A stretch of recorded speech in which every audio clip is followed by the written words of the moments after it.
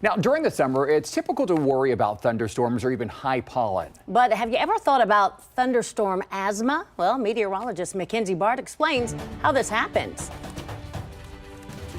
During the summer months, you often see this graphic, the allergy count, because we're talking about high levels of pollen. And right now you are seeing pretty high levels of mold out there, also ragweed and grass. During the summer month, we also talk about high levels of daily chances of thunderstorms.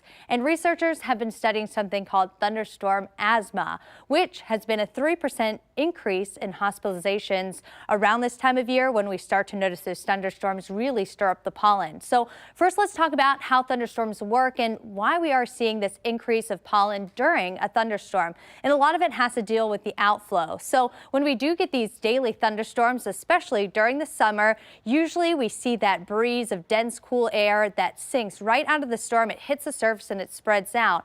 That's what's helping push out some of that higher levels of pollen in the air. It's usually grass pollens or fungal spores that can get pulled up into the thunderstorm cloud and they rupture. And there's a lot of research being done on this. Is it the high humidity of the cloud? Is it the lightning that causes it to rupture? And if you want to prevent thunderstorm asthma, or if you do have any problems with higher pollen levels, you want to make sure that you're watching the forecast for those high pollen days. Make sure you're limiting time outside.